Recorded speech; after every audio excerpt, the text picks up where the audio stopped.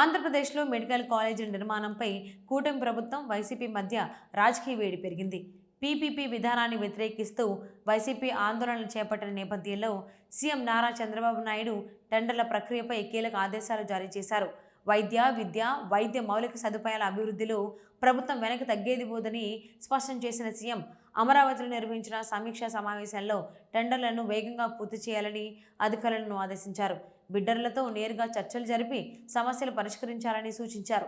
Adoni medical college నిర్మాణానికి ముందుకు వచ్చిన సంస్థతో త్వరగా ఒప్పందం కుదుర్చుకుని పనులు ప్రారంభించాలని చంద్రబాబు ఆదేశించారు. పీపీపీ విధానం దేశవ్యాప్తంగా విజయవంతంగా అమలవుతోందని పేర్కొంటూ అదే మోడల్తో ఏపీలోనూ ప్రజలపై భారం లేకుండా మెడికల్ కాలేజీలు నిర్మిస్తామని తెలిపారు. మెడికల్ కాలేజీల నిర్మాణం రాష్ట్ర అభివృద్ధికి కీలకమని, ఎలాంటి జాప్యం లేకుండా పనులు పూర్తి చేయాలని సీఎం స్పష్టం చేశారు.